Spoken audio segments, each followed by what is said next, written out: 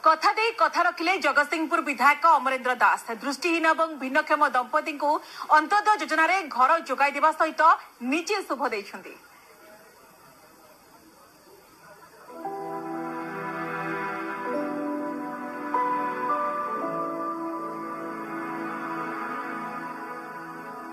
जगतसिंहपुर सदर ब्लॉक अंतर्गत बाजोपुर गाँव दिलीप कुमार साहू जन्मरू से दृष्टिहीन जगतसिंहपुर स्वामी विवेकानंद स्वयं शासित महाविद्यालय बेपास करिसेंति दिलीप।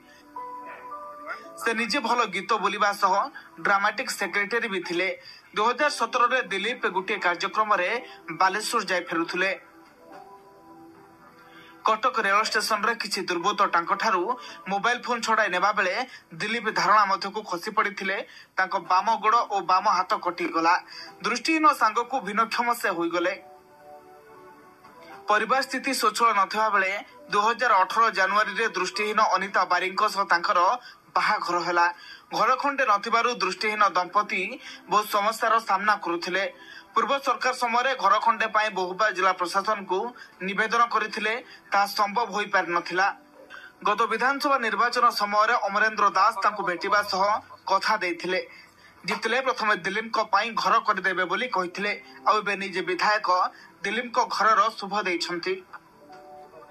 कर विषय तांकर जा स्टेटमेंट पूर्व सरकार रे से बारंबार ब्लॉक को जाइछन, बारंबार विधायक पाखु जाइछन, केही किछि सुनु नथिले। किंतु भगवान जेतले सुजोग देले तेणु मोर प्रथम कर्तव्य थिला जे ताकू साहाय्य करबा। तेणु प्रथम पर्याय से पाइले वर्कर ऑर्डर पाइबा परे मु जो गृह निर्माण करिया पई आरंभ कली। मोर शुभ देइचंती विधायक अमरेन्द्र दास महोदय, जोटा कि 25 वर्ष सरकार मध्य रे हेई पारि नथिला। राज्य सरकार को अंत्योदय योजना रे वर्क ऑर्डर मिलिथिबारु उभय दृष्टिहीन दंपति खुशी जाहिर करिसंति। तांको पाई गाँ लोके मध्य बेस खुशी। सरकार कथा दे सरकार जति रखले न रखले किंतु आम विधायक जो कथा हमको देइथिले सिए तांको पारु पर्यंत सिए रखिचंती।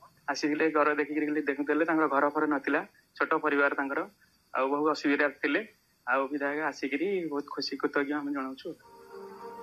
7 वर्ष तले विवाह करितबा एई दृष्टिहीन दंपतिकर 6 वर्षर पुएटे भी रहिछि। भिन्नक्षम एवं दृष्टिहीन दंपति को घर जोगाई देवा सहित अंत्योदय योजना रे शामिल करिसेंती विधायक। तेणु एहाकु नै परिवार लोक बेस खुशी थिबा सहित सरकार एवं विधायक मध्य कृतज्ञता जणाइछंती। जगतसिंहपुर शरद साहू, न्यूज 18 ओडिया।